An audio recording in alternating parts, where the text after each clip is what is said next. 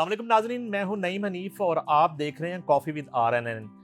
ये सिलसिला है बहुत ही खूबसूरत मेहमानों का। उसमें सेलिब्रिटीज़ हैं, उसमें पॉलिटिशियंस हैं, स्पोर्ट्स सेलिब्रिटीज़ हैं, मुख्तलिफ शोबा है ज़िंदगी में।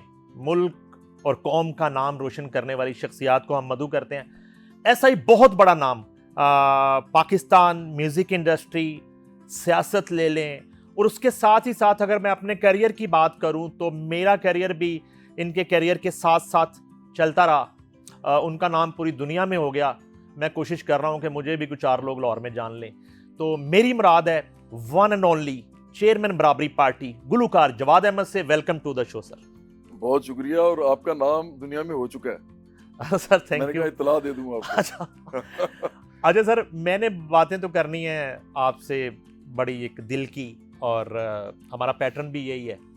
हम कर भी चुके हैं पहले एक दफ़ा आपके साथ, मैं और बुशरा, ऑटोबायोग्राफी, और बहुत सी चीज़ें मुझे पता हैं जो नाजरीन को नहीं पता। कुछ चीज़ें उनमें डिस्कस करेंगे, लेकिन ना चाहते हुए भी अभी एक बड़ा नाखुशगवार सा वाक़या हुआ। ईद का आप शो कर रहे थे और आपको जब इनवाइट किया जाता है बड़ी मोहब्बत से आप दोस्तों के लिए टाइम भी निकालते हैं, ज़ाहिर है। तो वो दुनिया टीवी के मैं शो की बात कर रहा हूँ, बड़ा टाइम ज़ाया किए बगैर।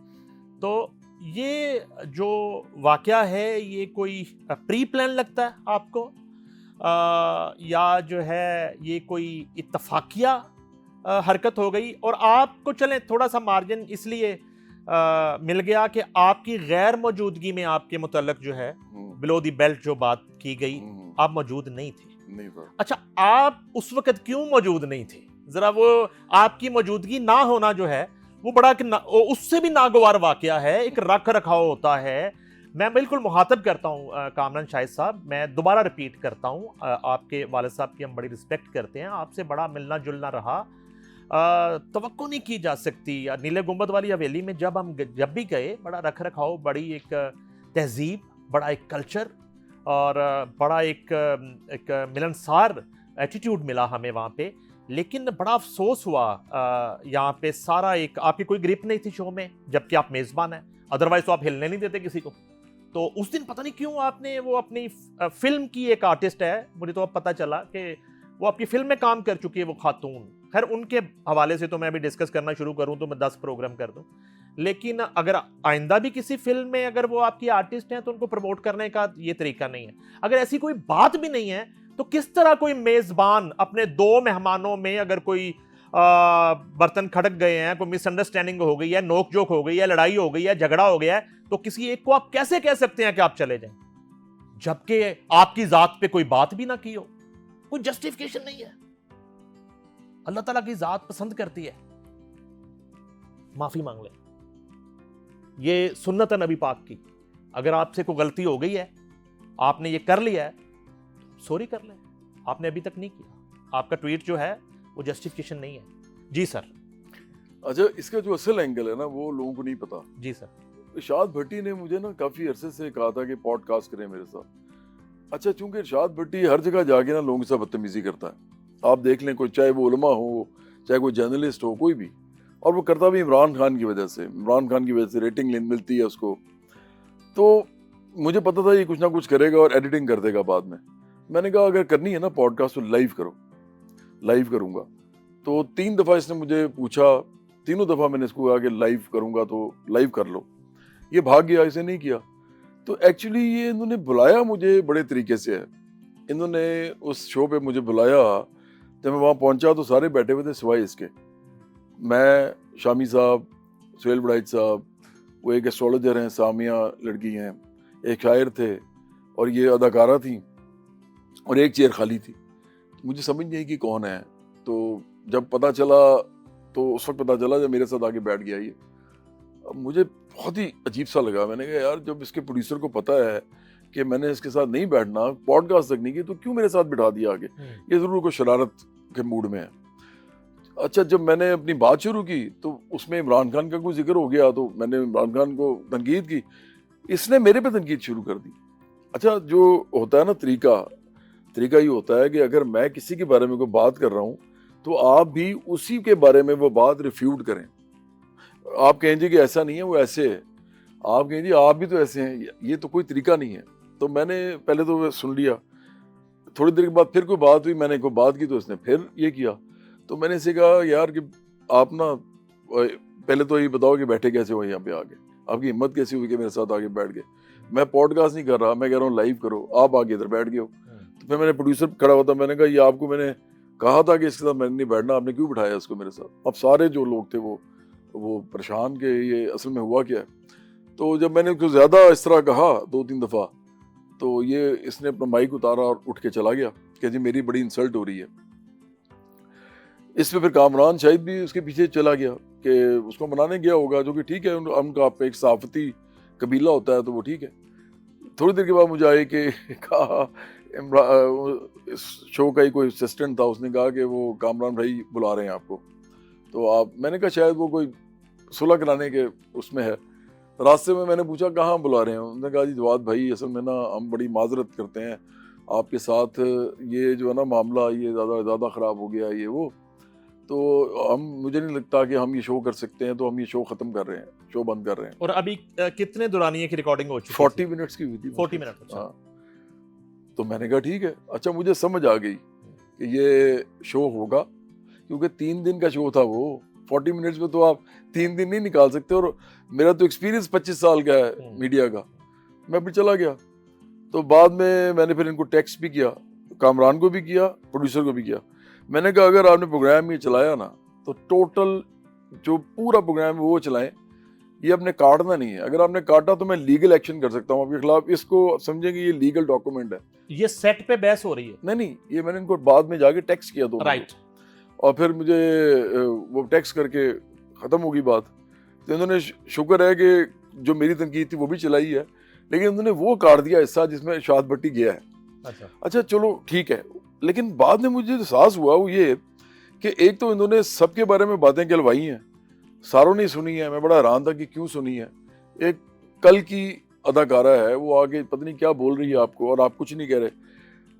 लेकिन मेरे बारे में जो बात की गई है वो तो मैं वहाँ था ही नहीं, मेरे सामने उसकी मजाल नहीं होनी थी कि वो ये बात करती, क्योंकि वो सारी उम्र तो मुझे होस्ट करती रही है, तारीफें करके बुलाती रही है। अभी भी पड़ी हुई हैं वो तारीफें जो सारी उसने की हुई हैं मुझे बुलाने के लिए जो करते हैं गेस्ट को। लेकिन जो सुहेल वड़ाइच साहब के साथ हुआ है ना, अगर शाद भट्टी का आपने काटा है जो मैंने उसके साथ जो बात की है, ठीक है, तो फिर आपको सुहेल वड़ाइच साहब वाला भी काटना चाहिए था। क्योंकि ये जो है कि आप किसी इतने बड़े जर्नलिस्ट को आप स्वीपर कह रहे हैं कि जी तपड़ी मार रहे हैं, तो आपको तो ये होना चाहिए। ये सिर्फ इसलिए हुआ है नहीं कि आपको मैं बता दूं कि जब मैंने तनकीद की थी ना इमरान खान पे, और फिर उसकी जो जाली मदीना की रियासत, और फिर इसके डांस की, और फिर एक्टिंग की कि तुम किस चक्कर में तुम्हारी तो डांस ही खत्म हो जाएगा, ये मुल्क जो है बड़ा प्रोग्रेसिव सा मुल्क है, इसका बेड़ा गर्क हो रहा है।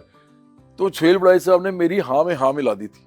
ओके, जब उन्होंने हाँ में हाँ मिलाई थी ना, तो उन्होंने पूरा ये कहा था कि हम तो चाहते हैं कि आप पर्दे में रह के ही अब एक्टिंग करें। तो मेरा ख्याल इस चिड़ में ना उसने उनको बहुत ज्यादा ही कुछ कह दिया।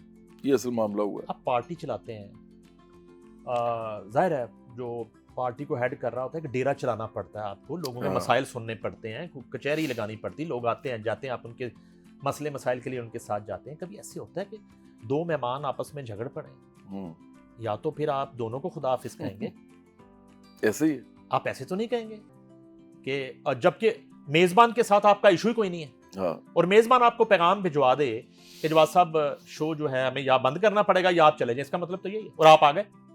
कामरान को तो मैं छोटे भाइयों की तरह समझता हूँ, और एक्चुअली मुझे जवाद भाई कहता है। मसला ये है, और मैं इसको ये भी पता है कि मैं शाहिद साहब भी कितनी इज्जत करता हूँ, और शाहिद साहब एक बहुत टावरिंग आदमी, अपने जमाने के बड़े हीरो थे, और वो मुझे एकदम मिले थे तो बड़े प्यार से मिले थे, तो इसको पता भी है इस बात का।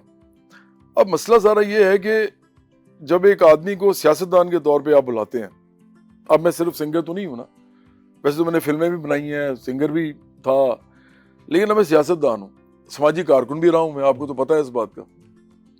हेल्थ एजुकेशन में बड़ा काम किया हुआ है। लेकिन सियासत में आने के बाद ना आपकी इज्जत एक और तरह की हो जाती है। आपने लोगों को लीड करना होता है, आपने उनको फलसफा देना होता है, उनको नजरिया देना होता है। लोग आपकी इज्जत करते हैं इस तरह के ये हमें कुछ सिखा रहा है, आप टीचर का रोल अदा कर रहे होते हैं। ऐसे आदमी के साथ इस तरह नहीं करना चाहिए, आपको किसी के साथ भी नहीं करना चाहिए। मैं आपको छोटी सी मिसाल देता हूँ।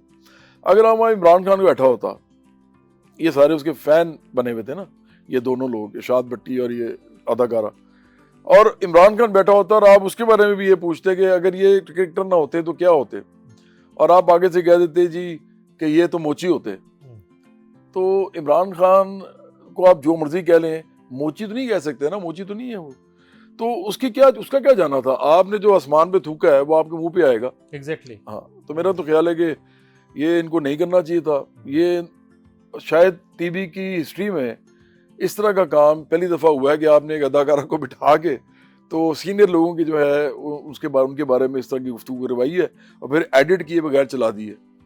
आपने अपनी गुफ्तगू में कामरान शाहिद और इरशाद भट्टी के बारे में एक वर्ड यूज किया कि एक साफती रिश्ता होता है। हाँ, मैं बता दूं ये दोनों साफी नहीं है, अच्छा। दोनों का जर्नलिज्म से कोई ताल्लुक नहीं है। वो एंकर है 35 मिनट के, और इनके बारे में तो मैं बात ही नहीं करना चाहता। तो आगे बढ़ते हैं सर। वालदा आज हयात होती तो सिंगिंग से जो आप बेवफाई करते आ रहे हैं वो करने देती, और पॉलिटिक्स जिस अंदाज की आप कर रहे हैं इनकलाबी, वो करने देती आप? उनको पता था शुरू से कि ये इसने क्या करना, आखिरकार अबू को भी पता था। मेरे अबू कहते थे कि अब दोनों प्रोफेसर थे पॉलिटिकल साइंस के और उनका नौजवानों के साथ बड़ा राब्ता था। अबू उनको कहते थे कि अबू मुझे कहते थे, जब फौत हो गई 2008 में, तो अबू ने 15 साल मेरे साथ भी गुजारे हमारी फैमिली के साथ, बाकी की जो थी। तो वो कहते थे कि मेरी मतलब तुम्हारी अम्मी मुझे ही कहती थी कि ये जो हमारा लड़का है ना, ये बड़ा सेंसिटिव है, ये लोगों के बारे में या चीज़ों के बारे में ना बड़ा सेंसिटिवली सोचता है, डीपली सोचता है, तो इसको ज़रा ध्यान से पालना है हमने। ये को बचपन से कोई उन्होंने कहा हुआ था मेरे अबू को। तो वो ज़ाहिर बात है, वालदा ना हो तो बहुत सारी चीज़ें जो हैं वो रुक जाती हैं, इंसान की ज़िंदगी बदल जाती है वालदा के फौत होने के बाद। और ये तो सानेहा जिन जिन पे भी गुजरता है उन सबको पता है कि बहुत अरसे तक तो मैं घर के अंदर आता था, रात को लेट अगर शो करके आया हूँ या कुछ, तो फजर के टाइम पे वो होती थी खड़ी किचन में और वो बना रही होती थी चाय, और अबू अम्मी ने सुबह सुबह मॉर्निंग टी जो पीते थे। तो वो मैं एक दफ़ा ये हुआ कि, कई दफ़ा वैसे हुआ, लेकिन एक दफ़ा तो ये हुआ कि मैंने सोचा कि अम्मी इस वक्त होंगी अंदर किचन में, मैं किचन में गया, किचन का फिर ने दरवाज़ा दूसरा खोला और मैं उससे भी बाहर निकल आया क्योंकि नहीं थी, तो मैंने सोचा कमरे में होंगी। कमरे के सामने जब पहुंचा हूँ तो याद आया कि वो तो है ही नहीं। ये जियोआर वाले घर की बात, ये जॉर्ज टाउन वाले घर की बात? जॉर्ज टाउन की बात, हाँ। अच्छा। तो अबू अकेले वहाँ सोए हुए थे, तो वो नजर भी आए, वो दरवाज़ा खोल के सोते थे, क्योंकि वो कहते ना कि उनको कोई फिक्र ही नहीं थी, घर में सारे बच्चे होते थे। तो वो मैंने देख लिया, मैं फिर वापस चला गया। तो वो मुझे उस दिन पहली दफ़ा सही वाला रोना आया। तो मुझे अम्मी तो याद आती रहती हैं, वालिद साहब भी अब तो याद आते हैं। ईद गुजरी है अभी, जाहिर है उनके बगैर जी, तो ईद वाले दिन तो मज़ा नहीं आता, तो फिर जाहिर है हाँ, माँ बाप के बगैर नहीं मज़ा आता। हाँ, कुर्बानी शुरबानी की? हाँ जी, वो तो जैसे सारे करते हैं, और जो रूटीन होता है वो तो सारा करते ही हैं सब। तो इस दफ़ा लेकिन मेरे दोनों भाई नहीं थे, एक कनाडा में है, एक इंग्लैंड में है, और जो बहन है वो इधर लाहौर में होती हैं, उनसे मुलाकात हुई है 2 दफ़ा, तो अच्छा गुजर गया बस। बेशुमार ऑफर्स आपने ठुकराई मुख्तलिफ पार्टीज की तरफ से और मुक्तदरा की तरफ से। आप समझते हैं कि ये जो इक़्तिदार साज फैक्ट्री है उससे गुजरे बगैर आपको पार्लिमानी सियासत करने दी जाएगी इस मुल्क में और आपको वो रास्ता मिल जाएगा? असल में मैंने जो इनकलाबी किताबें पढ़ी हैं और फिर इनकलाबियों की हिस्ट्री पढ़ी है ना, और फिर वालिद साहब के साथ भी जो भी गुफ्तगू रही है बाएं बाजू की पार्टी बनाने के हवाले से, तो मुझे एक बात पता है कि आप कभी भी कॉम्प्रोमाइज्ड सियासत जब करते हैं, कभी भी आप जो अभी समझते हैं कि मैं इसमें घुस जाऊंगा तो बाद में निकल आऊंगा, बाद में निकल नहीं सकते आप। तो वो इमरान खान ने भी देख लिया है, जो बाकी थे जिनके अंदर कोई जाली या असली इनकलाबीपन कोई है, तो वो उन्होंने देख लिया है सबने करके। अल्ताफ हुसैन ने भी देख लिया है, वो भी तो थोड़े बहुत इनकलाबी थे। तो अगर आपने कोई मूवमेंट खड़ी करनी है ना, तहरीक खड़ी करनी है, तो वो भी लोगों की, आम लोगों की, उसके लिए आपको बड़ी मार खानी पड़ेगी, आपको इंसल्ट भी करवानी पड़ेगी, आपको बातें भी सुननी पड़ेंगी, लेकिन अगर आपने उस दौरान बूट पॉलिश शुरू कर दी है, या उस दौरान आपने अमीरों को साथ में लाना शुरू कर दिया जिनके अशराफिया के सामने आपने सियासी जद्दोजहद रखनी है आम लोगों की, और या आपने मजहब फरोशी शुरू कर दी, आपने इस तरफ लगा दिया लोगों को, जैसे पाकिस्तान का प्रोग्रेसिव फेस खराब हो के रिग्रेसिव हो जाए, और फिर आपने साथ जो है वो हर किस्म का कॉम्प्रोमाइज़ इसके अलावा भी किया, तो आप सियासी पार्टी नहीं बना सकते। फिर आप एक जत्था बना सकते हैं, वो उन सब ने बना लिया है। मुझे नहीं लगता कि पावर पॉलिटिक्स में अवामी लोग आ सकते हैं जब तक वो अपने बलबूते पे खड़े नहीं होते। अपने बलबूते पे खड़ा होना होता है, अदरवाइज कोई तरीका नहीं है। पाकिस्तान में पैसे के बगैर सियासत मुमकिन नहीं है। हाँ जी, नहीं यहाँ है। तो पैसा चाहिए जी। आप अगर इलेक्शन लड़ना है, आपने तो इलेक्शन लड़े हैं, आपने 3 दफा के वज़ीर आज़म नवाज शरीफ के खिलाफ इलेक्शन लड़ा, आपने आसिफ अली जरदारी के खिलाफ इलेक्शन लड़ा, या बिलावल भुट्टो जरदारी के खिलाफ लड़ा, बिलावल को और शहबाज शरीफ के, आपने क्योंकि शहबाज शरीफ के खिलाफ लड़ा, हाँ इमरान खान के खिलाफ इलेक्शन जी लड़ा। जी। एमपी एक इलेक्शन करोड़ों में लड़ा जाता है सर। मैंने कहा तो उससे भी ज्यादा पैसों में लड़ा जाता है, और ये कोई लंदन नहीं है कि मोहम्मद सादिक जो है मेयर बन जाएगा, ये तो पाकिस्तान है। तो ये इतनी इन्वेस्टमेंट कहाँ से आएगी, कहाँ से आती है, कैसे करते हैं मैनेज? पहले तो मैं ये बता दूं कि जो मैंने इलेक्शन लड़ा था ना वो सिंबॉलिक था। मुझे बल्कि आपके भी दोस्त हैं, मेरे भी, मतलब मेरे से शायद उम्र भी बड़े हैं, हामिद मीर साहब जो हैं जर्नलिस्ट हैं काफ़ी बड़े पाकिस्तान के, इन्होंने मुझे कहा कि आप 3 जगह से क्यों लड़ रहे हैं और इन तीनों के खिलाफ क्यों लड़ रहे हैं। मैंने कहा जी मैंने पॉइंट प्रूव करना है कि ये तीनों सरमायादार जागीरदार माफियाज की पार्टीज हैं, खरबपति अरबपति लोग चलाते हैं, अरबों के उनके पास मकान है सबके, और मैं मिडिल क्लास का आदमी हूँ, और मैंने जितने पैसे कमाए उसमें से ज़्यादातर जो मैंने ऐसे ही इन्हीं चीज़ों में लगा दिए हैं। आपको पता तालीम के काम से लेके सियासी पार्टी बनाने से पहले जो international youth and workers movement, फिर राइट्स फॉर इक्वालिटी तंजीमें चलाते रहे हम, अब पार्टी में भी पैसे लग रहे हैं, 7 साल हो गए। तो मैंने कहा जी बात ये है कि मैं तो ये समझता हूँ कि अगर इनके खिलाफ मैं खड़ा होता हूँ ना, मिडिल क्लास का आदमी, इमरान खान, शहबाज शरीफ और बिलावल भुट्टो के सामने, और वो भी इसलिए क्योंकि नवाज शरीफ और आसिफ जरदारी दोनों इलेक्शन नहीं लड़ रहे थे, नहीं तो मैं उनके खिलाफ खड़ा होता। तो अगर मैं उनके खिलाफ खड़ा होता हूँ तो उसका मतलब ये है कि आइंदा जितने भी बड़े लोग हैं, अमीर लोग हैं, उनके सामने भी मेरी पार्टी के आम लोग बहादुरी के साथ खड़े होंगे कि देखी जाएगी। और मैंने कोई लड़ना तो जीतने के लिए है नहीं, इनसे कौन जीत सकता है इस वक्त। मेरी पार्टी बने हुए चंद महीने हुए थे। इन्हों को कायदे आज़म मोहम्मद अली जिन्ना हार गए, बिल्कुल। इनकी जो वोटर लिस्टें हैं ना, हाँ, इनके सामने तो कायदे आज़म मोहम्मद अली जिन्ना को लड़ा दें, जिन्होंने पाकिस्तान बनाया है, और वो पाकिस्तान बनाने का एक जो है ना एजाज लेने की गर्ज से इलेक्शन लड़ने आ जाए, हरा देन क्यों ना। हाँ बिल्कुल। उन्होंने कायदे आज़म साहब के डब्बे चो निकलने ने 3300, इन्हों का निकलने ने हाँ, 2.25 लाख। हाँ, यहाँ पे 8,000 वाले के 2.25 लाख निकले, 2.25 लाख वाले के 12,000 निकले। बिल्कुल ये तो हुआ है ना, ये तो सर इस मुल्क में हुआ है, बिल्कुल हुआ है। लेकिन मैं तो ये समझता हूँ कि अगर 2 करोड़, जब मैं इतनी बड़ी बात आपको लगेगी, लेकिन ये बड़ी बात इतनी है नहीं जितनी लग रही है। पाकिस्तान की आबादी है 25 करोड़। ठीक है, अगर कोई पार्टी अपना ये मार्क लोगों के दिलों में सबत कर देती है, मोहर सबत कर देती है कि हम आम लोगों की पार्टी हैं, हम पैसे बनाने नहीं आए, हम तो उल्टा पैसे लगा रहे हैं, हम आम जिंदगी गुजार रहे हैं, हमने मकान भी बड़े नहीं लेने हैं, हमने गाड़ी भी छोटी कर लेनी है, और तो आप लोगों को लीडरशिप देनी है, खुद इलेक्शन भी नहीं लड़ना। तो अगर आप लोग, पैसा तो चाहिए सियासत के लिए, अगर आप लोग सिर्फ 100 रुपया भी देना, हम 1 करोड़ की चलें बात कर लेते हैं, 1 करोड़ मेंबरशिप हो पार्टी की, ये तहरीक चल पड़े, और 100 रुपया महीना सिर्फ दें, तो 1 अरब रुपया महीना बनता है, और 12 अरब रुपया साल का बनता है। ये अवाम की पार्टी चलाने के लिए बहुत ज़्यादा पैसे हैं। और अगर 2 करोड़ मेंबरशिप हो, मेंबरशिप जिसके अंदर से लीडर बन रहे हैं, लीडर निकल रहे हैं, जो कि हमारा एक पूरा प्रोग्राम है, तो फिर तो ये बन जाता है 24 अरब रुपया। तो देखें, लोगों को ये बात समझ आएगी आहिस्ता आहिस्ता। तो इस तरह लेबर पार्टी जो है इंग्लैंड में, वो तो लोगों के फंड से चलती है। बनी सैंडर्स ने जो डेमोक्रेटिक पार्टी के अंदर अपने लिए इलेक्शन के लिए राह हमवार की, उसने नौजवानों से जाके बड़े बड़े कॉन्ग्रीगेशंस किए और वहाँ भी पैसे जमा किए। इसी तरह आम आदमी पार्टी जो इंडिया में है, वो आम लोगों के पैसों से चल रही है। आम आदमी पार्टी को क्यों कोई बहुत ज़्यादा अमीर कबीर आदमी पैसे देगा? वो तो आम लोगों की पार्टी है, वो तो उसका इंटरेस्ट देखेगी, वो आपका थोड़ी देखेगी। तो ये पार्टियां चल ही नहीं सकती जब तक आम लोग इनकी मदद को ना आए और अपनी पार्टी समझ के ना आए। तो ये एक लंबा रास्ता है, लेकिन ये छोटा भी हो सकता है। ये कोई तारीख में ऐसे लम्हे आते हैं, कहते हैं कि जबकि सदियों का वक्त एक लम्हे में गुजर जाता है और कई दफ़ा लम्हे जो हैं वो सर्दियों के हो जाते हैं।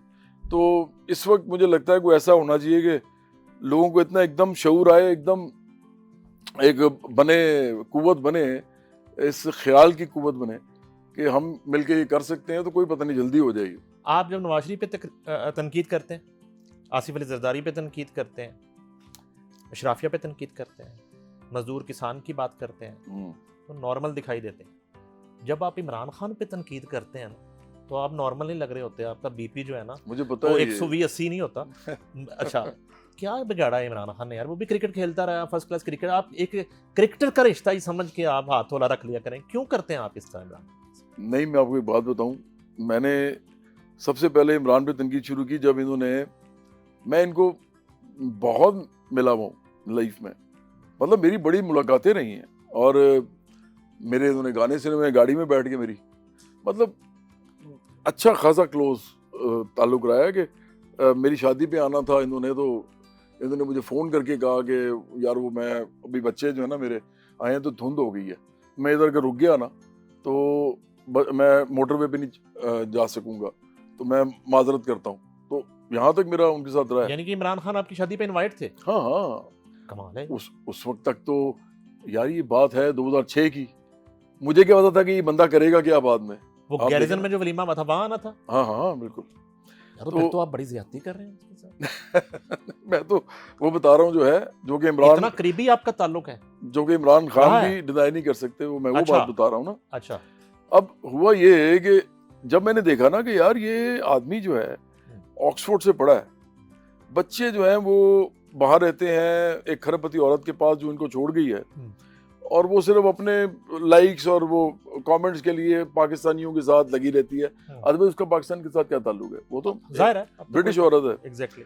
और फिर रहते भी ये बच्चे जो हैं ये सेहूनी घर में, हम तो पहले नहीं कहते थे लेकिन अब तो सबको पता है ना कि ये एक ज़ायनिस्ट फैमिली है। इसके जो मामू है ना, जो कासिम और सलमान के जो मामू हैं, जैक गोल्डस्मिथ और बेन गोल्डस्मिथ, इनका जो जितना भी आप मीडिया देख लें तो ये सारे इजराइल को सपोर्ट करते हैं और पैलेस्टीन के खिलाफ हैं। ये खिलाफ इस तरह की जंग होती है तो पैलेस्टीन के साथ खड़े नहीं होते, ये इजराइल के साथ खड़े होते हैं। और ये बाकायदा कहते हैं कि ये पैलेस्टीन को बाज आना चाहिए, जो ये हरकतें करते हैं। और इमरान खान का एक्स जो ससुराल है, इन लॉज हैं, वो इजराइल के साथ खड़े हैं। हाँ हाँ, फलस्तीन के साथ नहीं है, वो ज़ायनिस्ट हैं। अच्छा। और मैं तो ये समझता हूँ कि देखिए गोल्डस्मिथ फैमिली जो है ना, ये इन्होंने इजराइल को बाकायदा सपोर्ट एज अ स्टेट किया है। और अगर इजराइल के बड़े सपोर्टर को दुनिया में हैं, जो कि खरबपति लोग हैं, जो पुराने बड़े जूस होते हैं, उनमें से एक ये हैं।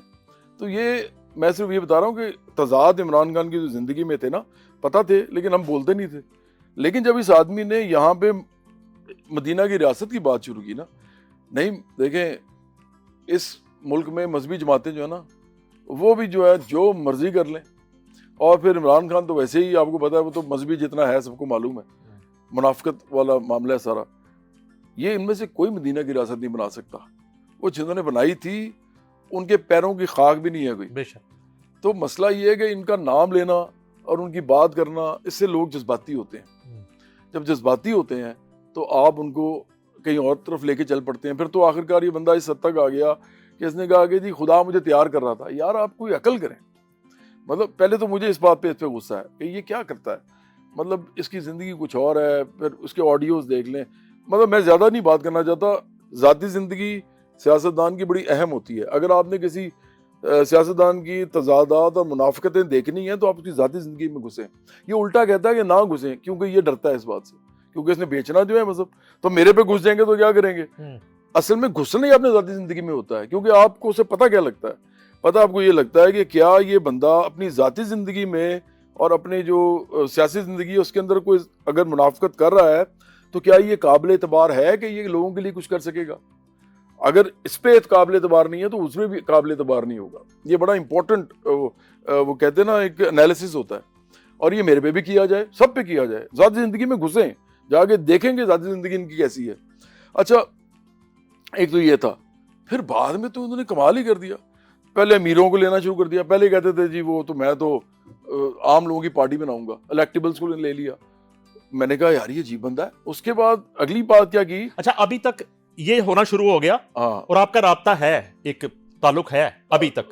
2010 तक मेरा ख्याल है ज्यादा नहीं 2013 में तो इमरान खान ने मुझे फोन किया ना, ठीक है। मतलब कहलवाया पहले और फिर बाद में खुद कहा क्या कहा कि इमरान पार्टी में खान ने जब कॉल की? पार्टी में आ जाए ना। अच्छा, हाँ, तरीके दावत दी?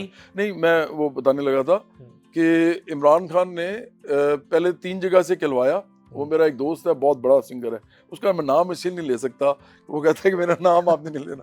वो बहुत बड़ा सिंगर है, कराची में है, लेकिन उसने मुझे कहा 2 दफ़ा कि खान साहब कह रहे हैं कि जवाद से पूछ लो पार्टी में आना है, क्योंकि मैं तो नौजवानों को चाह रहा हूँ। मैंने कहा यार जो ये काम कर रहे हैं ना, पार्टी में आना नहीं बनता, तो मैं तो नहीं जा सकता।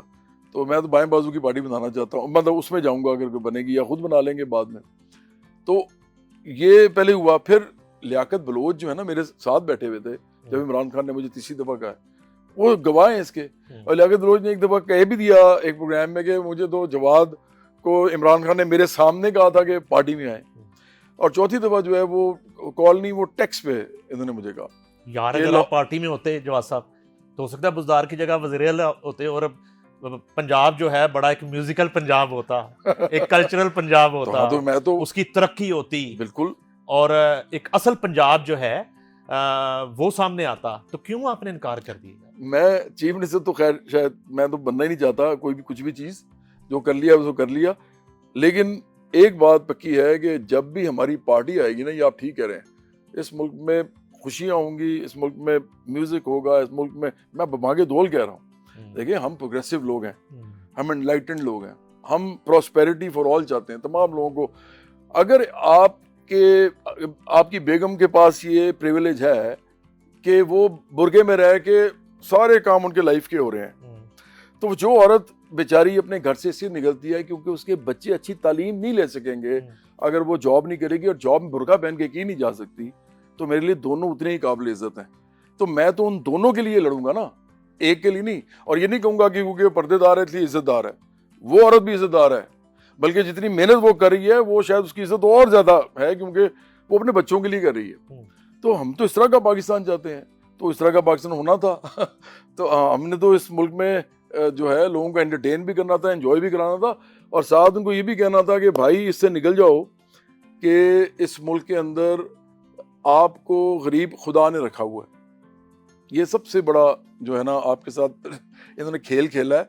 ये निज़ाम खुदा नहीं चला रहा, सियासी निज़ाम, उसकी बात कर रहा हूँ। सूरज चांद सितारों की बात नहीं कर रहा, वो तो हमें से कोई सोच भी नहीं सकता कि हम तो, वो कहते हैं ना, कीड़े मकोड़े भी नहीं है इस मामले में। लेकिन ये जो सियासी निज़ाम है तो सबको पता कि कौन चला रहा है। भाई मिनिमम वेज कौन करता डिटरमिन कि जी 37,000 मिनिमम वेज होगी, जिसके ऊपर मिनिमम वेज मिलना शुरू हो जाती है, इतनी से ऊपर नहीं मिलती। बिल्कुल। तो वो कौन करता है डिसाइड? वो खुदा तो नहीं करता नौज़बिल्ला, वो तो ये लोग करते हैं। तो लोगों को बताना पड़ेगा कि ये सब झूठ है। गुर्बत और अमारत जो है ये सिस्टम कर रहा होता है, सिस्टम अमीर गरीब बना रहा होता है। सिस्टम चला कौन रहा है वो डिटरमिन करेगा कि अमीर कितने होंगे और गरीब कितने होंगे। अगर सिस्टम अमीर चलाएंगे तो गरीब ही गरीब होंगे, और अगर सिस्टम जो है वो आम लोग चलाएंगे तो गुर्बत जो है सबसे पहले ख़त्म होगी, और इस मुल्क का सबसे बड़ा मसला ही गुर्बत है। तो इसलिए देखें, मैं तो ये समझता हूँ कि इमरान खान ने इलेक्टेबल्स के बाद जो चौथा काम किया ना, वो बूट पॉलिश शुरू कर दी। तो कितने कॉम्प्रोमाइज़ करेंगे भाई आप, किस लिए? सिर्फ इसलिए कि आपने वज़ीर आज़म बनना है। सर बूट पॉलिश करना कोई बुराई तो नहीं है। मैं अब परसों बेटे को कह रहा था, मैं कहा यार मेरे बूट पॉलिश कर दो। वो जो पड़े होते हैं जूते, कभी मैं खुद भी कर लेता हूँ, कभी बेटा कर देता है, उसमें तो क्या बुराई है? हाँ, लेकिन वो दूसरों के बूट पॉलिश करने में बुराई है, और वो भी बड़े वाले बूट। सर किसी मुझे इतने बड़े बूट होते हैं। अच्छा नहीं सर, मुझे तो ऐसे बूटों का पता ही नहीं है। वैसे दूसरों के भी बंदा कर दे तो ये तो किसी की हेल्प करना है ना, क्योंकि आप वो आदमी नहीं है ना जो पॉलिश किसी के बूट कर सके, और बड़ा बूट करने में तो टाइम भी ज्यादा लगता है। मसला ये है कि तो फिर वही बूट सर में पड़ गया खान साहब के। सबसे बड़ा दुश्मन वो मुझे समझते हैं, हालांकि मैं तो भाई इस मुल्क के लिए कर रहा हूँ जो कर रहा हूँ। आपने मुझे दुश्मन बनाया हुआ है। मैं सिर्फ एक बात करता हूँ कि इमरान खान एक बूट पॉलिश के मुलाजिम थे, उन्होंने बूट पॉलिश किया, उनको वज़ीर आज़म बना दिया उनके मालिकों ने। वो मेरे मालिक नहीं है, वो मेरे मालिक नहीं बन सकते कभी। फैक्ट्री से बन गया ना वो। हाँ, वो मेरे मालिक बनेंगे जब मैं बूट पॉलिश करूंगा, मेरा कोई मालिक नहीं है खुदा के अलावा। लेकिन आपके तो थे, उन्होंने आपको बनाया वजीर आजम, बना दिया, आपकी डील हुई थी ना, वो बन गया, आरटीएस बिठा दिया। हाँ, उसके बाद आपने मतलब उन लोगों ने अनकॉन्स्टिट्यूशनली नहीं बल्कि कॉन्स्टिट्यूशनली आपको निकाला। ठीक है, एक्चुअली अदालत ने भी नहीं निकाला। सबसे मजे की बात यह है, इमरान खान से पहले वजीर नवाज शरीफ को तो अदालत ने निकाल दिया ना, इनको तो बकायदा, जैसे कि यूसुफ गिलानी को भी निकाला था अदालत ने, इनको तो बकायदा नो कॉन्फिडेंस मोशन हुआ जो सियासी तरीका है, और उसमें इनके खिलाफ आई और अदम एतमाद की तहरीक, आईनी तरीका है, आईनी तरीका, और उसके तरीके से ये बाहर निकल गए। अब उसके पीछे कौन है कौन नहीं, इससे फर्क नहीं पड़ता, सियासत होती यही है। आपने सारे रियासत के मुख्तलिफ जो इदारे होते हैं वो सारे के सारे शेयर होल्डर्स और स्टेक होल्डर्स होते हैं पावर के स्ट्रक्चर के अंदर, ये सबको पता है। रियासत के स्ट्रक्चर के अंदर सारों की इन्वॉल्वमेंट है।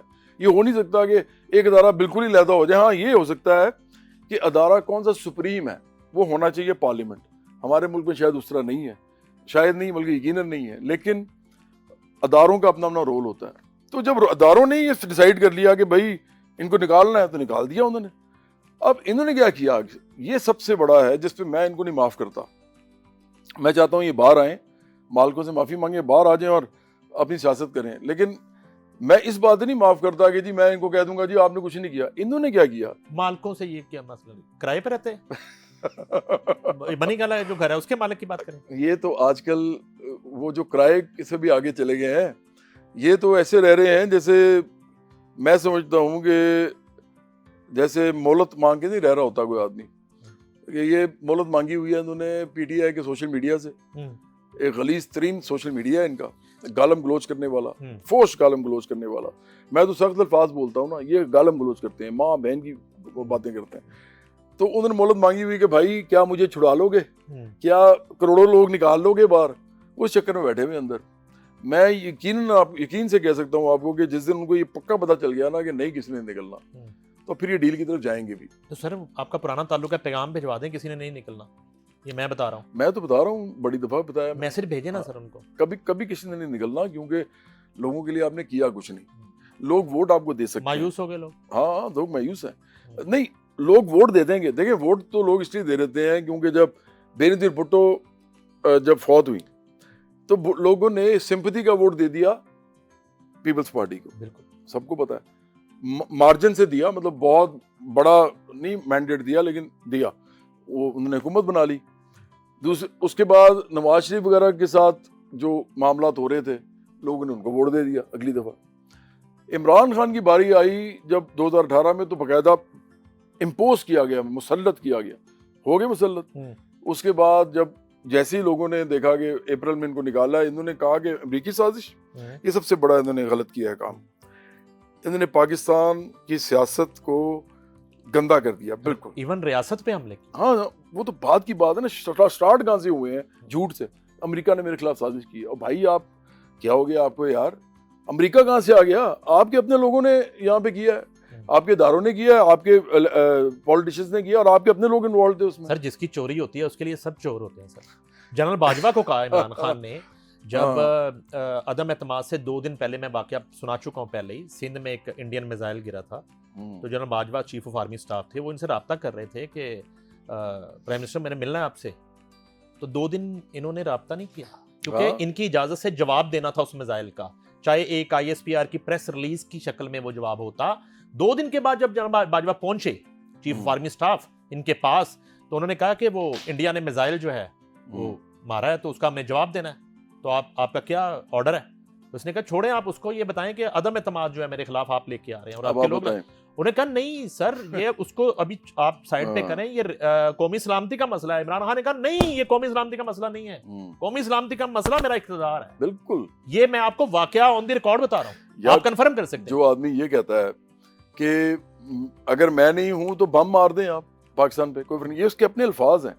फिर जिस आदमी की बेवकूफ किस्म की पार्टी की जो औरतें हैं, शानदाना गुलजार एक औरत है, वो कहती है इमरान नहीं तो पाकिस्तान नहीं। फिर इमरान की जो बहनें हैं आजकल, जो अच्छा सारी उम्र इमरान की लड़ाई रही है अपनी बहनों से, लड़ाई सारी उम्र बिल्कुल सही। वालिद साहब से लड़ाई रही है अपने, मतलब ये वो आदमी है जिसने 2 बेटियां छोड़ी हैं, घर वालों से भी लड़ाई रही है। इस आदमी की खानगी जिंदगी जो है वो काबिल एतबार नहीं है, मतलब कोई इस पर एतबार नहीं कर सकता। वो आप उसको वज़ीर आज़म बना रहे हैं 25 करोड़ लोगों का। आप मुझे हैरानी होती कि भाई स्टॉर्म की अकल पे कि आप कम से कम उस पैमाने से तो उसको जांच लें जिस पैमाने से आप जब अपनी बहन या बेटी की शादी करते हैं तो आप देखते हैं कि इसका जो हस्बैंड होने वाला है वो कैसा है, उस पर एतबार किया जा सकता है। आप कम से कम क्राइटेरिया तो रखें। मैं इमरान खान को बहुत बड़ा क्रिकेट का हीरो मानता हूँ। मैं इमरान खान को फिलैंथ्रोपिस्ट भी मानता हूँ कि चलें अपने पैसे तो नहीं लगाए लेकिन लोगों के पैसे इकट्ठे करने का एक उनके अंदर एक रोल मॉडल वाला मामला था। लोग इंस्पायर होते थे, पैसे दिए, उन्होंने बना दिया, अस्पताल बना दिया। लेकिन एज सियासतदान जो है आप इमरान खान को सवाल ही पैदा नहीं होता कि आप रोल मॉडल बना सके। सर आप गुस्से में देखें उनकी मुल्क से लॉयल्टी को चैलेंज कर रहे हैं। मैं तो समझता हूँ कि लॉयल्टी है ही कोई नहीं। सर ये इंडिया पाकिस्तान जंग में हाँ आपको जितना भी इख्तलाफ था इदारों के साथ या मुक़्तदरा के साथ या मुख्तलिफ हलकों के साथ, आपका स्टांस क्या रहा और आप इमरान खान के रवैये को, पीटीआई के स्टांस को कैसे देखते हैं इंडिया पाकिस्तान हालिया जंग में? देखिए, जब जंग होती है तो मेरे पास तो तोप नहीं है, मेरे पास टैंक भी नहीं है, मेरे पास हवाई जहाज भी नहीं है, मेरे पास एटॉमिक बॉम्ब भी नहीं है। मैं तो सिर्फ अपने जज्बे को साथ डाल सकता हूँ, कुव्वत जो हमारी मिलिट्री की है, या मैं उनको बकअप कर सकता हूँ। ये तो मैं सब चीज़ें कर सकता हूँ। और कोई बहुत ज़्यादा ज़रूरत पड़े तो अगर लड़ाई बड़ी छिड़ जाए तो हम अपने अपने घरों से गरीब लोग जो हैं वो फ्राइंग पैन उठा के भी जा सकते हैं, वहाँ पे डंडे भी लेके जा सकते हैं। इससे ज़्यादा नहीं कुछ कर सकते ना। जो जंग लड़नी होती है वो फौज नहीं लड़नी होती है। जंग के दौरान जो अपनी फौज के साथ खड़ा नहीं होता वो मुल्क दुश्मन होता है। ये बड़ी सिंपल सी बात तय है। वो गद्दार मैं इसलिए नहीं कहता, अजीब सा लफ्ज़ है, उसकी तो सज़ा भी मौत है, मैं नहीं कहता। मैं इमरान खान को इस हद तक नहीं समझता, लेकिन मुल्क दुश्मनी ज़रूर की है उन्होंने। इसलिए नहीं कि मुल्क से दुश्मनी है, इसलिए कि अपना आप मुल्क से ज़्यादा बड़ा है कि नहीं मुझे पहले लाओ तो मुल्क बाद में आएगा। तो ये वाला वो कहते हैं ना, परवेज़ मुशर्रफ ने कहा था सबसे पहले पाकिस्तान, तो इमरान खान का नारा होना चाहिए सबसे पहले इमरान, सबसे पहले इमरान खान या सबसे पहले इमरान। तो इन्होंने जो कुछ किया है जंग में, नहीं मैं तो देखें ये झूठ बोलते हैं सारे, इनके जितने भी लीडर हैं ये बड़े झूठे हैं। इनमें से ज़्यादातर तो चापलूस हैं। ये इमरान खान के बूट पॉलिश करते हैं, वो आर्मी के बूट पॉलिश करता था, ये उसके करते थे। तो स्टेटस देख लें आप कि बूट पॉलिश में भी दूसरे मरले पे हैं। तो इन लोगों ने ये झूठ बोलते हैं कि हमने कुछ नहीं किया। इनकी सोशल मीडिया टीमें जो थी, बड़े बड़े अकाउंट जो थे, शहबाज गिल समेत, आदिल राजा समेत, फिर कभी कहते हैं जी वो तो हमारे साथ नहीं हो। भाई झूठ बोलते हो, आपके साथ ही हैं। ये जो आफ्ताब इकबाल, इमरान रियाज और वो जो मुईद पीरज़ादा, ये सारे लोग जो हैं ये इमरान के क्लोज लोग हैं, बिल्कुल क्लोज लोग। और इन्होंने जो हरकतें की, और फिर इमरान की अपनी बहन ने क्या कहा, आप ये देखें ना, मतलब उस बहन ने आगे इस तरह की बातें की हैं कि डिस्करेज करने वाली, डिसहार्टन करने वाली। तो देखें इमरान तो डेफिनेटली ये चाहता होगा अंदर बैठ के कि किसी तरीके से पाकिस्तान जो है ना वो हार ही है, ताकि फिर पता चले कि मेरी अहमियत क्या है। वो तो वो हुआ नहीं, शुक्र है। नहीं तो मैं तो समझता हूँ कि ये आदमी जो है ये अपने लिए, देखें एक बात मैं आपको बताता हूँ, जब वर्ल्ड कप जीता ना इमरान खान ने, अब मैं सारी चीज़ें याद करता हूँ ना सारी, तो मुझे एक चीज़ पता चलती है कि यार ये तो शुरू से ऐसा था, हमने कभी ख्याल नहीं किया। वर्ल्ड कप जीत के इसने वर्ल्ड कप उठाया, ठीक है जी, उठा के कहता है, माइक पे बोल रहा है, कहता है कि at the twilight of my career I am very happy that at the twilight of my career I have finally managed to win the world cup. ये एग्जैक्ट आई हैव। सारी टीम सामने खड़ी हुई है, वो सारी की शक्ल देख रहे हैं, वो देख रहे हैं यार ये क्या, मियां दाद का उसमें कंट्रीब्यूशन था, वसीम अकरम का था, इंजमामुल हक का था, सबका था। हाँ, वो तो सबका ही था। सेमीफाइनल में तो इंजमाम बचा गया, हाँ सबका ही था, फाइनल में वसीम बचा गया। अच्छा मैं तो कहता हूँ चले 2-4 लोगों को छोड़े, पूरी आपने ठीक कह दिया नहीं कि पूरी टीम का कंट्रीब्यूशन था भाई।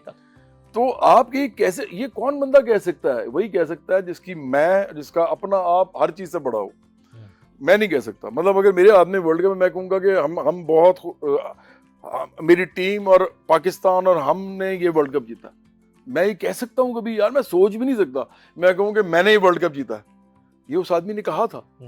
तो देखें इस आदमी को प्रॉब्लम ही यही है कि ये अपने आप को आगे रखता है, और उसकी वजह है ये जिस जमाने में जितना बड़ा स्टार रहा है ना, वो ज़हनी बीमारी में तब्दील हो गई है वो चीज़। और ये होता है, देखें दुनिया में लोगों ने खुदकुशियाँ तक की हैं, जब फेम गया ना तो खुदकुशी कर ली है। वहीद मुराद साहब के बारे में कहते हैं कि फौत तो खैर वो किसी और वजह से हुए, उनके एक्सीडेंट हो गया, आपको पता होगा, आप तो बेहतर जानते हैं, बहुत बड़े जर्नलिस्ट हैं आप, लेकिन वो उनके जो घुस गए इधर, उनका चेहरा भी ख़राब हो गया, वो डिप्रेशन में चलते गए। और डिप्रेशन लेकिन हुआ किस चीज़ का, लाइमलाइट चली गई, और नदीम जो थे वो आगे आगे उतनी देर में वो आगे चले गए। कर्ट कोबेन उसने खुदकुशी कर ली। आज तक पता नहीं चला कि ये जो थे माइकल जैक्सन और फिर उससे पहले एल्विस प्रेस्ले, ये कैसे फौत हुए हैं, मफरूज़े हैं सारे।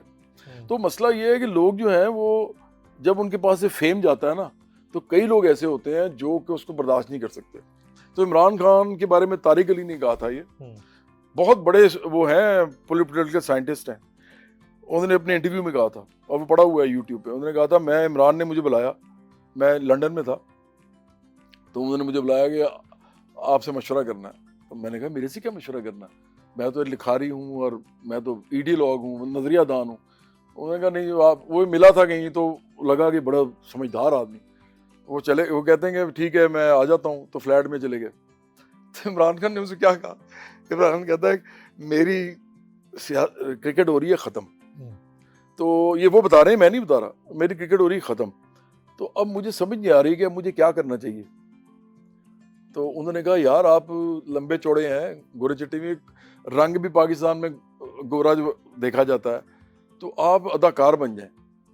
तो इमरान खान ने ना उनको ऐसे करके देखा, कहते मैं बड़ा हैरान हुआ कि मैंने कौन सी ऐसी बात कर दी है। तो इमरान खान ने ऐसे करके देखा, तो कहता नहीं अदाकार नहीं मैं बन सकता, वो नहीं मैंने करना। तो उन्होंने कहा तो फिर आप क्या करना चाहते हैं, आप बताएं। कहते हैं पॉलिटिक्स के बारे में क्या ख्याल है।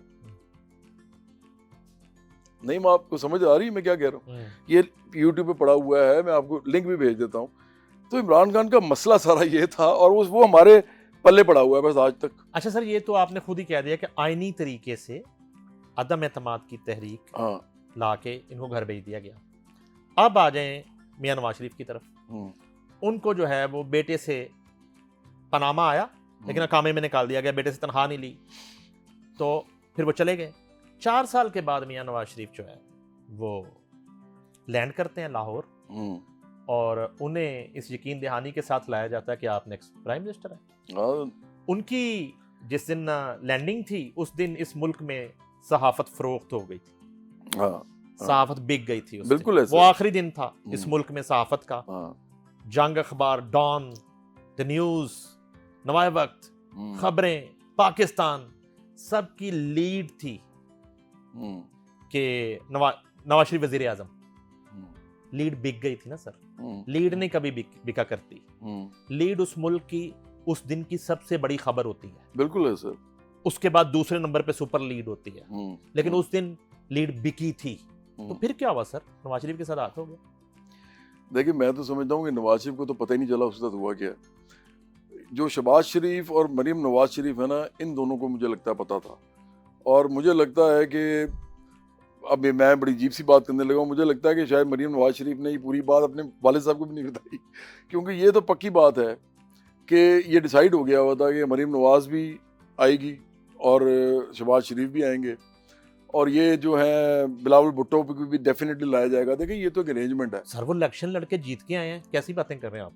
मरियम नवाज यहाँ से इलेक्शन जीती हैं MNA का, ये शालामार वाला हल्का, और शहबाज शरीफ जीते हैं। ऐसे ही वो कैसे आ गए, उनको पहले कैसे पता चल गया सर। नहीं, इस मुल्क में सब पहले पता चल जाता है, और पता चलता क्या है, पहले सब कुछ बसात पे हो जाता है, बाद में फिर उसको इम्प्लीमेंट किया जाता है। मैं तो पक्का ये मुझे पता है कि इमरान खान को अब तो मुझे शायद लगता है कि वोट नहीं मिलेगा, क्योंकि हमारी कौम ऐसी है ना, जज्बाती, इधर लगा दो उधर, उधर लगा लो उधर। इसी को तो मैं तो कहता होता हूँ हम तो हिदायत देने आए हैं इस कौम को, हम तो तालीम दे रहे हैं, हम सियासत तो कर ही नहीं रहे, हम कौन सा वोट मांग रहे हैं, हम तो कह रहे हैं भाई कुछ समझ लो। वो पहले इमरान खान ने उधर लगाया, वोट उसको मिल गया, वोट मिला है इमरान खान को, बिल्कुल मिला है, नो डाउट। अच्छा अब शायद ना मिले, क्यों, अब जब जंग हुई है अब लोग कहते हैं नहीं यार आर्मी तो बड़ी जरूरी है, और ये तो इमरान तो आर्मी के खिलाफ बात कर करके एग्जैक्टली हमसे वोट ले गया, तो अब नहीं इस तरह देना, ये बुरी बात है, क्योंकि ये सद तक भी किसी इदारे के खिलाफ नहीं जाना चाहिए, क्योंकि शुक्र है इनको अकल आ गई थोड़ी सी। लेकिन मेरा अपना ही ख्याल है कि ये एक सेटअप है, ये सेटअप लाया गया है, और इस सेटअप को कब तक चलाना है ये भी इन लोगों के हाथ में नहीं है, कि जिनके हाथ में है वो डिसाइड करेंगे उन्होंने क्या करना है। और अब तो इकोनॉमिक फ्रंट पे भी इतना ज़्यादा स्ट्रॉन्ग हो चुके हुए हैं, अभी देखे ना एग्रीकल्चर तक में तो वो इन्वॉल्व हैं, फिर सारी आपकी जितनी फॉरेन पॉलिसी है वो चला रहे हैं। सीपेक को तो छोड़ें, आपकी जो अमेरिका के साथ ताल्लुकात हैं, आपके जो इंडिया के साथ ताल्लुकात हैं, आपके जो मिडल ईस्ट से ताल्लुकात हैं, यूरोप के साथ ताल्लुकात हैं, चीन के साथ ताल्लुकात हैं, ये सब जो है वो शहबाज शरीफ नहीं देख रहे, मरीम नवाज शरीफ नहीं देख रही, ना बिलावल भुट्टो ज़रदारी देख रहे हैं, वो आर्मी देख रही है, एस्टेब्लिशमेंट देख रही है, और इस दफ़ा उनके साथ बाकी इदारे भी यूनिसन में हैं, जिसकी वजह से मुझे लगता है, क्योंकि एज अ पॉलिटिशियन मैं आपको बता रहा हूँ, आप कोई भी ले आए सिस्टम, आप चाहे सोशलिज्म ले आए, चाहे कैपिटलिज्म ले आए, चाहे फ्री मार्केट कैपिटलिज्म ले आए, आप चाहे मिक्स्ड इकोनॉमी ले आए, कोई भी आप सिस्टम उठा के ले आए, वो सारे सिस्टम अगर कुछ अर्सा चलेंगे, सस्टेन करेंगे तो ग्रोथ होगी, अदरवाइज नहीं होगी। अगर पॉलिटिकल इंस्टेबिलिटी रहेगी, एक आया थोड़ी देर कुछ करने की कोशिश की, दूसरा आया उसने उसकी बेड़ागर कर दिया, अपना ले आया, तो वो आपस में, ये जमहूरियत जो है ये शर्त नहीं है तरक्की की, जमहूरियत शर्त नहीं, क्योंकि जमहूरियत सिर्फ एक निज़ाम को लाने का तरीका है, निज़ाम का लंबे अरसे के लिए मुनज़्ज़म मुस्तहकम होना ये शर्त है तरक्की की। अब वो कैसे रहेगा, कई दफ़ा रियासत को खुद फैसले करने पड़ते हैं, तो जो जिस तरह के लोग रियासत को पता है, ये सारे देखिए रियासत को भी पता है ये सब कौन लोग हैं, सबकी फाइलें मौजूद हैं, मेरे अलावा जवाद अहमद की कोई फाइल नहीं है उनके पास। मैं आपको ये जो फाइल प्लॉटों की फाइलें होती हैं कौन सी फाइल? आपको तो पता है हर किस्म की फाइल होती है, प्लॉट भी होते हैं उसमें, यार तो पैसा भी होता है। ये ना कहें कि आपकी फाइल नहीं होगी, फाइल होगी, साफ सुथरी हो सकती है। हाँ, ये वही ना, यही कह लें, हाँ। क्योंकि जब मेरे पास आते हैं ना ये दोस्त जो हैं मेरे, तो मैं तो यही कहता हूँ कि जी मैं तो आपकी इतनी इज्जत करता हूँ कि आप सोच नहीं सकते, मेरा तो गाना ऐसा है कि सारी उम्र आपके लिए ऐसे आपको करके रखेगा, वो मेरे यार तू मेरा प्यार। लेकिन हम समझते हैं कि असूली तौर पे अदारों का कोई ताल्लुक सियासत के साथ नहीं होना चाहिए, इसीलिए हम चूंकि ये कहते हैं तो हम ताल्लुक रखते भी नहीं हैं। अब ये सारे तो देखें, इनके तो अपने किरदार, अपने सियासी किरदार, पैसों के मामला, दूसरे मामला, वो सारे उनके पास मौजूद हैं। मौजूदा हुकूमत पीटीआई हुकूमत की निस्बत बेहतर परफॉर्म कर रही है? मेरा ख्याल है कि इस वक्त बेहतर परफॉर्म कर रही है, ये तो डेफिनेटली। नहीं, सेटिस्फाइड तो नहीं हूँ यार, हम तो आम लोगों की हुकूमत चाहते हैं, तो हम कहाँ से सेटिस्फाइड होंगे। हम तो वो हुकूमत चाहते हैं जिसमें एक आम आदमी को हर वो चीज़ मिले जो इस मुल्क में एक अमीर आदमी को मिलती है। आम लोगों की हुकूमत है, ये इनका जाती उमरा में घर है, नवाज शरीफ का, जो चाहे जब चाहे कभी भी नहीं मिल सकता उनसे। और मरियम नवाज जो है वो वज़ीर पंजाब है, आम लोगों की हुकूमत है, उसमें क्या है, सारे आम लोग। हाँ, वो आम लोगों पे हुकूमत है, आम लोगों की हुकूमत नहीं है। इंडिया से जब जंग जीता पाकिस्तान, खुशी हुई आपको? बहुत खुशी हुई यार। देखिए हम तो इंटरनेशनलिस्ट हैं, आपको पता है मेरे ट्विटर पे मैंने लिखा हुआ है कि a global egalitarian human society and a borderless world. हम तो ये चाहते हैं, इस दुनिया में सारे बॉर्डर्स खुल जाएं, सारी दुनिया हर एक की हो, तो उसके लिए जो निज़ाम आना चाहिए, हम तो उस निज़ाम के दाई हैं, और उसके अंदर टूरिज्म हो, लोग जाएं जहाँ उनका दिल करता है, वो काम करें, थोड़ा सा उनके पास हर चीज़ शय हो जो दुनिया में। लेकिन हाँ जी, आप डोनाल्ड ट्रंप से एक्सपेक्ट करते थे उनका रोल, ये वाला रूप आपके सामने था कभी कि डोनाल्ड ट्रंप एक इतना संजीदा एक्ट करेंगे कि इतनी बड़ी लड़ाई बचा लेंगे? यार वो तो देखें, वो बंदा है गुंडा, वो गुंडा बदमाश आदमी है, और कैपिटलिज्म में एक्चुअली सारे गुंडे बदमाश होते हैं, वो बताते नहीं हैं, ये बताता है, ये कहता है कि मैं हूँ ही बस। क्योंकि कैपिटलिज्म में जब कोई आता है ना ऊपर, तो वो पैसे और ताकत के जोर पे आता है। हमारे लिए अच्छा बदमाश हुआ। हाँ, हमारे लिए अच्छा है। और मैं कह रहा हूँ कि हम तो वैसे इंटरनेशनलिस्ट हैं, लेकिन अगर कोई हमारे घर में घुसेगा उसको नहीं हम छोड़ेंगे। फिर घर को तो बचाना जरूरी होता है। अब अगर कोई ऐसा हमसाया हो जो आपको बहुत आपसे प्यार हो, आप इकट्ठे क्रिकेट खेलते हो, लेकिन एक दिन वो पागल हो जाए, शराब पी के वो आप घर में घुसने की कोशिश करे तो आप क्या कहेंगे? उसको भाई भाई करके उसको उससे बात करेंगे? आप उसको 2-4 थप्पड़ मारेंगे ना और निकलो यहाँ से, या उसको घसीट के बाहर निकालेंगे। तो मेरा ख्याल है कि पाकिस्तान ने ये जो किया बड़ा अच्छा किया है। हमें अमन प्यार मोहब्बत की बात करनी चाहिए, लेकिन अगर इंडिया ये बात नहीं समझता और अगर इंडिया जो हमसे इस तरह की कोई हरकत करता है और एक्सपेक्ट करता है कि हम जवाब नहीं देंगे, तो जवाब तुम सारे देंगे। और इस मामले में आपको एक बात बताऊं, ये वही कौम है, जब जलजला आया था ना, ये सारी कौम इकट्ठी निकल पड़ी थी कि जी हमने सब नहीं मदद करनी है। तो ये वही कौम है, ये है जज्बाती, जालियत भी भरी हुई है, कुछ हद तक मुनाफिकत भी काफी तक भरी हुई है, इनको हिदायत चाहिए, लेकिन जज्बाती कौम है। ये जलजलों में भी निकलती है, ये जंग में भी निकल आएगी, और ये सारे निकल आएंगे। इंडिया को पता नहीं है, ये सारे निकल आएंगे, ये सारे सिपाही बन जाएंगे। आप क्या करेंगे? आप तो लड़ने आ रहे हैं आपके ख्याल में 7-8 लाख फौज से, ये जो है मिला के 25 करोड़ निकल आएंगे। तो इंडिया को ख्याल करना चाहिए, इस तरह नहीं करना चाहिए उसको। सर ये जो दाढ़ी और ये सियासी गेटअप है आपका इसने म्यूजिक से आपको बहुत दूर कर रखा। हाँ, तो म्यूजिक अब करना है, नहीं करना तो क्यों नहीं करना यार? बहुत बड़ा जुल्म है म्यूजिक लवर्स के साथ, और इतना इतना बड़ा सॉन्ग आपने दिया, तो क्यों आप उसको, उसमें गैप क्यों आ रहा है इतना? नहीं यार, मेरा आपको बताऊं दिल ही नहीं करता। मैं उस दिन को मुझसे पूछ रहा था, एक बड़ा सिंगर था, आज भी मेरे पास नबील शौकत आया हुआ था, तो वो मेरे साथ बैठा रहा काफ़ी देर, बल्कि वही मुझसे पूछ रहा था कि जवाद भाई आप क्या कर रहे हैं, ये कुछ तो करें। बग्गा मुझे कहता रहता है कि कुछ करें। सबसे ज्यादा शोज बग्गा कर रहा है, फिर बग्गे को अलाउ कर देते हैं कि जवाद अहमद के गाने गा लिया कर बग्गे तो जवाद अहमद के गाने गा सकता है, तुझे इजाजत है? वो तो इसलिए भी क्योंकि बग्गे ने बनाए में ज्यादातर गानों का म्यूजिक ही बग्गे का है, मेरे बग्गे का है। हाँ। लेकिन बहरहाल मैं तो ये कह रहा हूँ कि अब तो मुझे कोई शो के लिए को आता ना फोन, तो मैं उनको कहता हूँ कि ठीक है जी 1 करोड़ रुपया दे दें ना करने वाली गल्ला कर दे। हाँ, मैं शो तो बिल्कुल नहीं करना चाहता, गाने बना लेता हूँ मैं, और वो मैं इसलिए बनाता हूँ कि दिल करता है कई दफा। अच्छा, पाकिस्तान के गाने बनाता हूँ ज्यादातर, कुछ इनकलाबी गाने हैं, एक दो मेरे को कमर्शियल गाने, कमर्शियल सेंस में नहीं कि बेचने वाले या कॉन्सर्ट करने वाले, लेकिन वो जो प्यार बिखेरने वाले होते हैं वो भी बनाए हुए हैं। तो वो मैं शायद करता रहूँगा, वो डाल दिया करेंगे सोशल मीडिया पे, कभी मीडिया पे बैठ के भी गा दिया, लेकिन कॉन्सर्ट में नहीं कर रहा।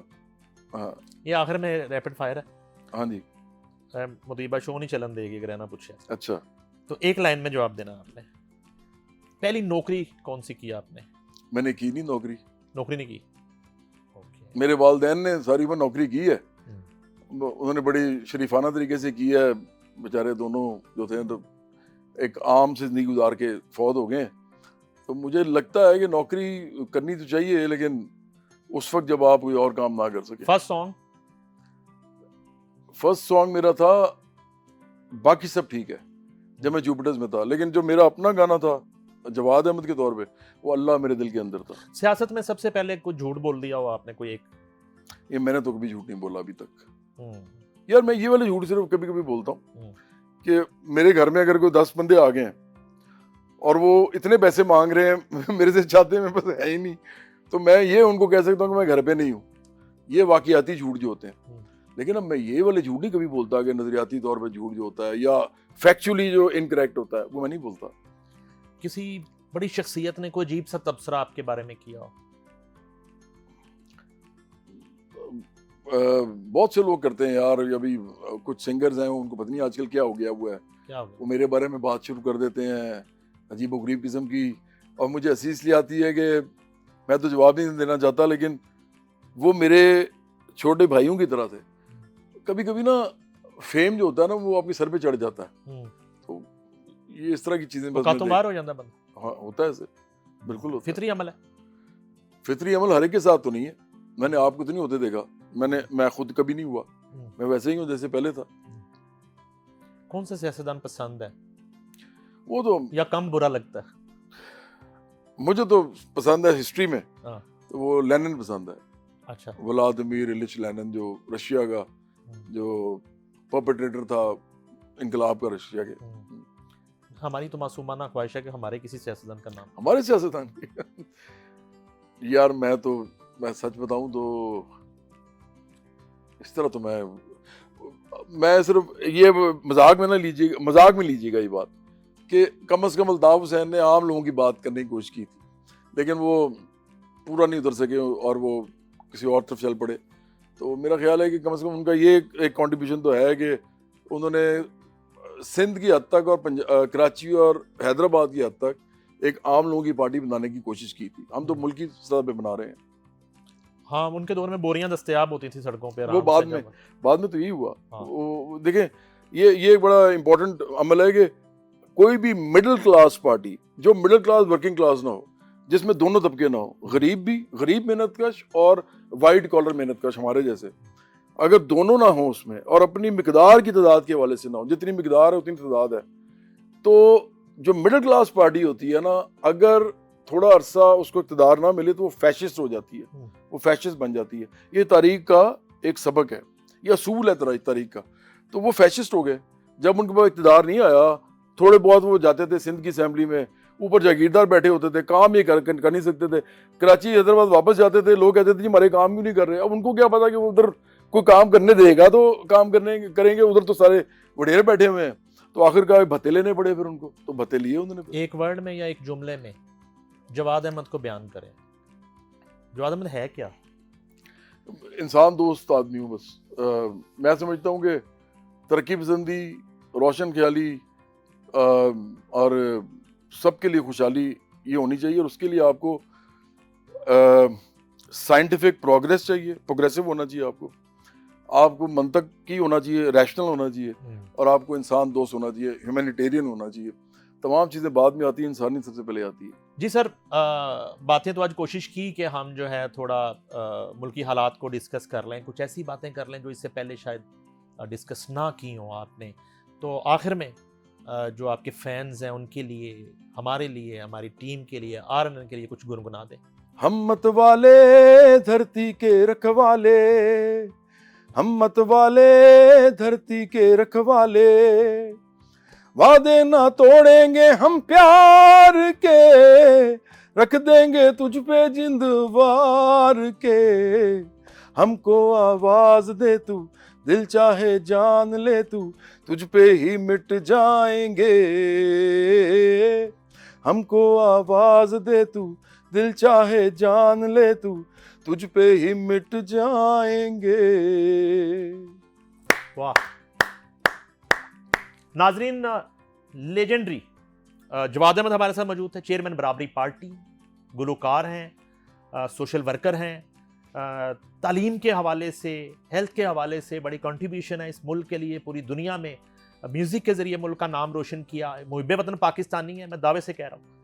बहुत मज़ा आया, यकीनन आपको भी ये शो देख के मज़ा आएगा। कमेंट्स कीजिएगा, अपनी राय दीजिएगा। हम दोनों को दीजिए इजाज़त। अल्लाह हाफ़िज़।